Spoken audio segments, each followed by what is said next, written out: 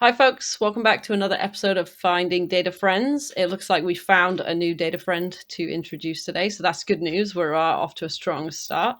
Daniel, welcome to the podcast. Thanks for joining us. Do you want Thank you for having me.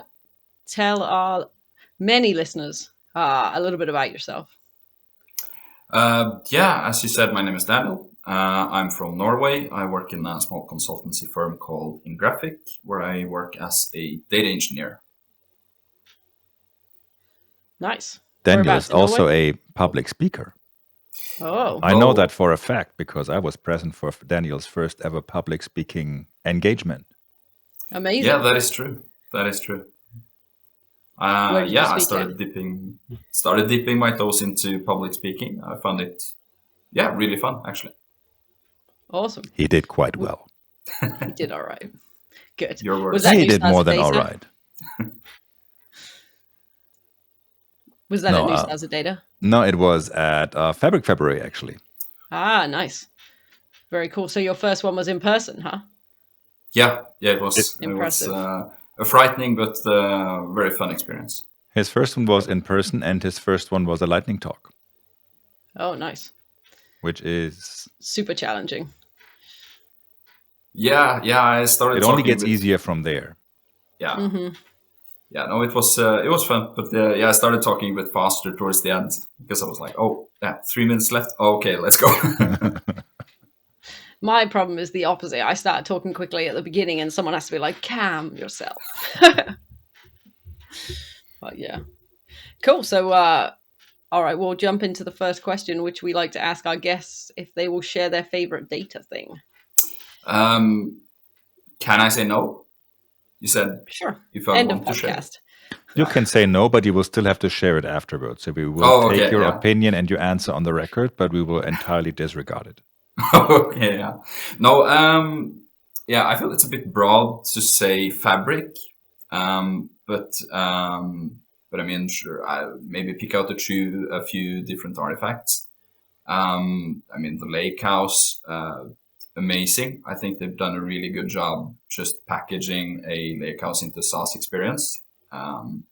Notebooks. For the first time, I actually prefer working and programming with like Spark and stuff like that on cloud instead of doing it locally.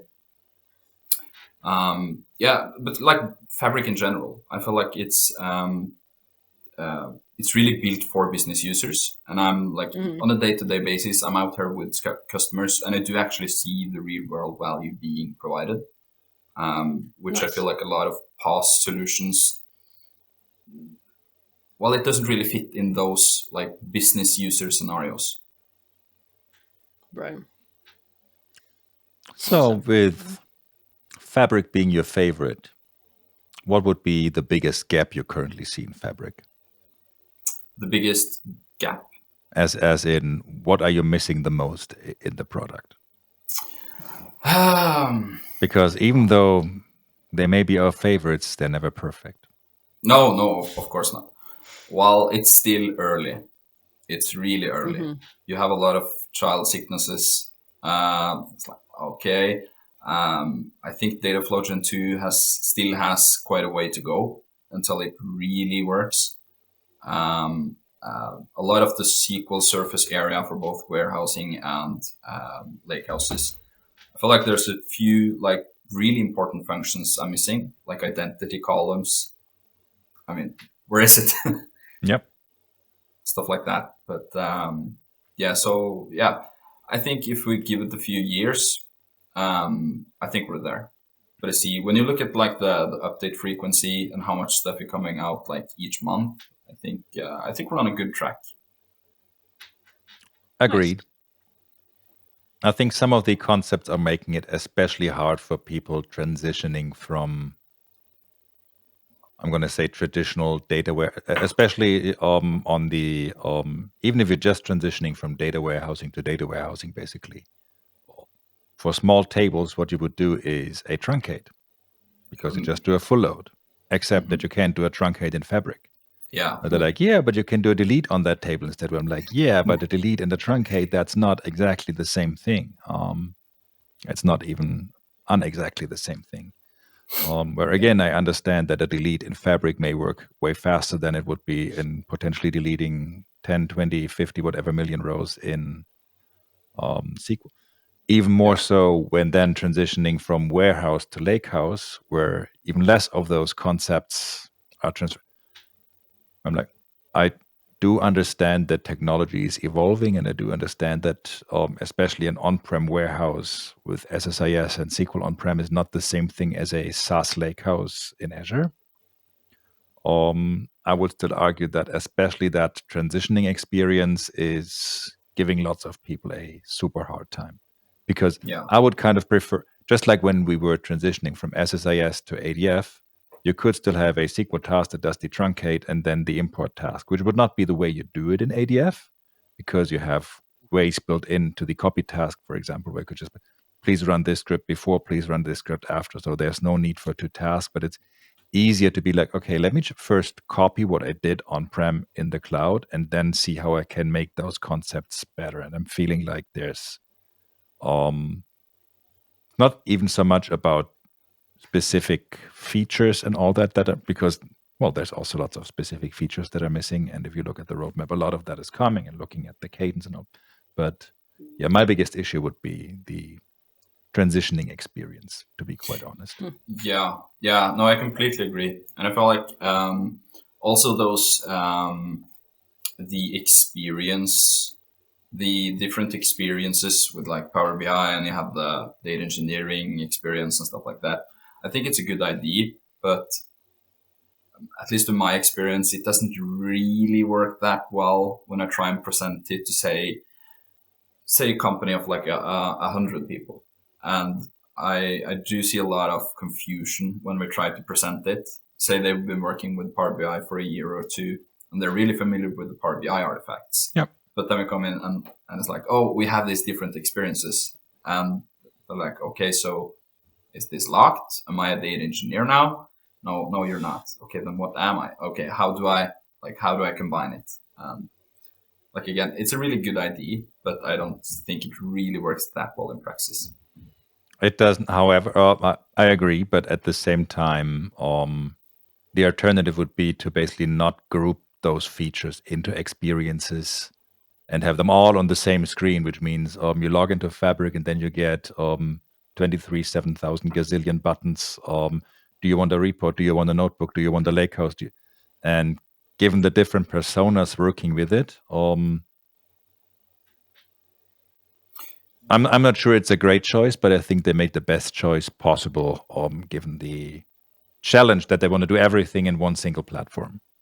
Yeah, no, no, yeah. I mean, it's not like I have a better solution, but yeah, that's just my experience. Because the alternative would kind of be that you kind of customize that entire view by just saying, okay, Fabric supports 25 different artifacts.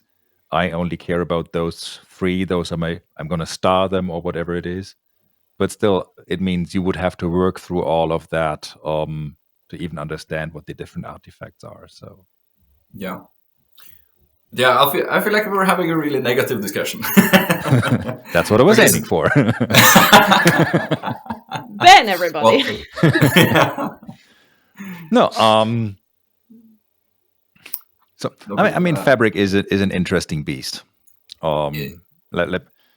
It is huge, and what I'm just seeing is that it has a couple of, from I think, major gaps, especially, and what you said, even, and I'm not even sure if it's really a negative thing. It's but I see them working on a lot of features, but on a lot of features for people that are already sold to Fabric, and that way into Fabric, that story is kind of basically left to more or less the consultants rather than the product being just like, so here's your super smooth migration experience and all that.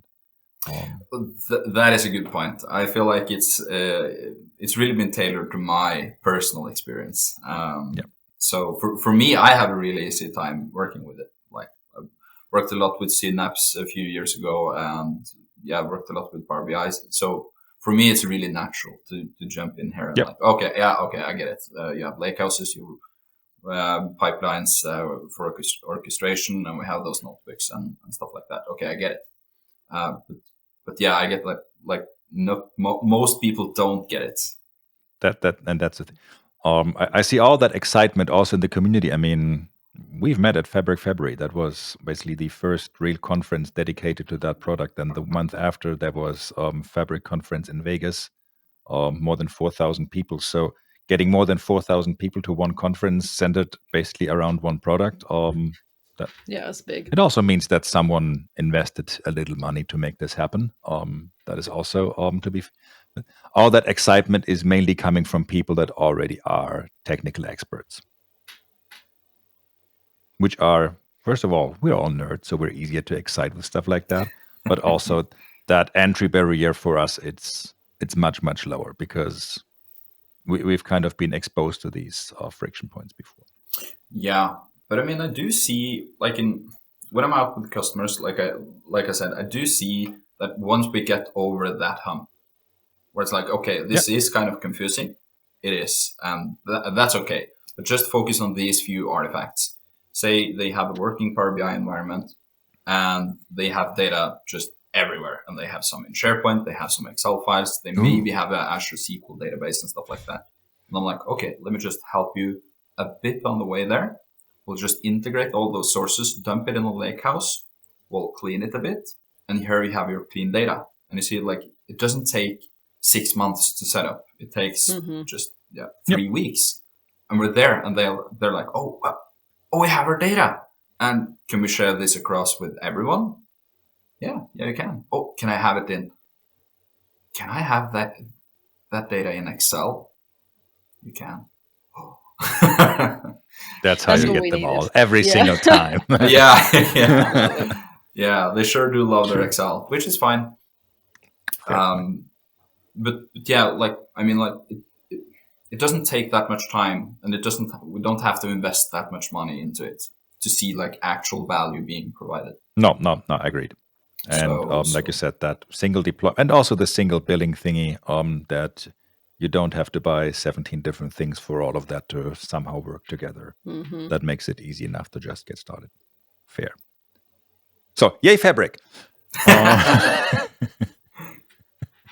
Speaking of yay Fabric, in times where you're not excited about Fabric, in times where you may not even be excited about, or you may be excited about data but not working with data, what's your favorite non-data thing to do? Or non-data related thing to do? That is a broad question for me because I'm kind of a scatterbrain, where it's like, oh, I like doing 20 things at the same time. Yeah, not everybody can be as focused as Jess and I can see that. No, I've never been focused before. Well, no, but I have a lot of interests, and I feel like I'm kind of I've found myself to be a stereotype. Where it's like, okay, late 20s, working with the data as a consultant. So like, okay, yeah, I love coffee. I've gotten way too much into coffee. I like vinyl records, music. I like kind of a movie buff, a music buff. I collect gin. So it's like, oh yeah, probably 8-10 different interests at the same time. But I don't think anyone would be surprised to hear me doing those things. If you kept my drift. There's nothing wrong with loving coffee. There's nothing wrong with loving coffee. I would still say I'm not sure we actually got an answer for the favorite non-data thingy. And what I will say is I'm very sure we did not. It was things. Yeah. Things and stuff. Okay, let's go with coffee. That is fair. Great answer. And I would have to say, I would have accepted all of them by themselves. Also, the vinyl. I mean, looking at the player and your background, that was kind of giving a teeny tiny hint away. So yeah. I like it. Well, the good news is that kind of did lead us into a nice segue for the final question. When we're drinking our coffee, we obviously will probably get hungry and need to eat something also. So what is your favorite food that you would like to either cook or procure for me and Ben? Oh, okay, the hypothetical situation where you come home to me for dinner. And, It's not that hypothetical. The Oh, van oh, is you parked are. right outside your door. So We'll be in a minute.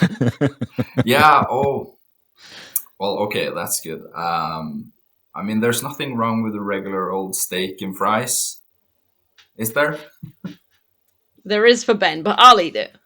Oh, okay. I'm going to have more fries, and Jess will have my steak. So we're good. Oh, no. We'll Okay, You take just that. have to make more fries because Jess Yeah. will have my steak, but she will also have her fries. Accurate. Oh, no, but I mean, I do love a challenge. I mean, like a chili sin carne, like chili beans, just a bunch of spices. I mean that's good, right? Would you substitute the meat in that, or really just make it just vegetables? Oh no, no, I don't really like meat substitutes. I feel like we have so many fun vegetarian dishes, Agreed. which so much you can have spiced tofu, beans, mushrooms, so many fun things to do. So I'm like, okay, why not let the ingredients shine? Agreed. That's my And take. especially with mushrooms, you can basically make. I mean, we were talking about in one of the rather recent episodes as well. Mushrooms are a perfect way if you chop them nicely to basically not really replace minced meat because it has a different texture and different taste and all of that, but it still kind of fills that gap that otherwise you would just have tomato sauce with beans in it. And Yeah, calling that chili is a bit of a stretch. I'm going to say, but no. So yeah, how about that? I mean, we'll give you a little extra time, and you just make steak and frites for us and a chili sin carne. I mean, no pressure. yeah. Perfect. Weird combo, but I think I could make it work. Excellent. We look Plus, in forward that to it. chili sin carne, I could imagine like a shot of espresso or so, just to give it a little coffee flavor to it. Oh That, yeah, that might work exceptionally well. yeah. Coffee or cocoa in Chile. Yeah, that works wonders. Agreed. I mean, Very if that nice. wasn't the best segue and closing bracket on the, I don't know how we did really well on segues this episode, Jess. We did. We've been practicing. I mean, there's also that. Only 63 episodes in, and we're already Oh wow. excelling at the segues. Excellent. Yeah. Anyways, Daniel, thank you so much for joining us. Thank you for helping us to get to know you a little bit better. We hope to see you at a couple of future conference. Any future conference that you've submitted to that you're planning to attend? At least Data Saturday in Oslo. I was going to say that's probably kind of a given, but no, and yeah, I'm looking around for something fun to do somewhere around Europe. So yeah, I'm not sure yet. wherever it will be, we're looking forward to see you there because again, Agreed. he did quite well, Jess. I don't Good. think it was recorded, but if you ever get the chance, good talk. I will. Speaking of good talk, y'all. Thank you all very much, and happy Pride Month, everyone. Happy Pride Month. Indeed. See you next week. Bye. Bye. Bye.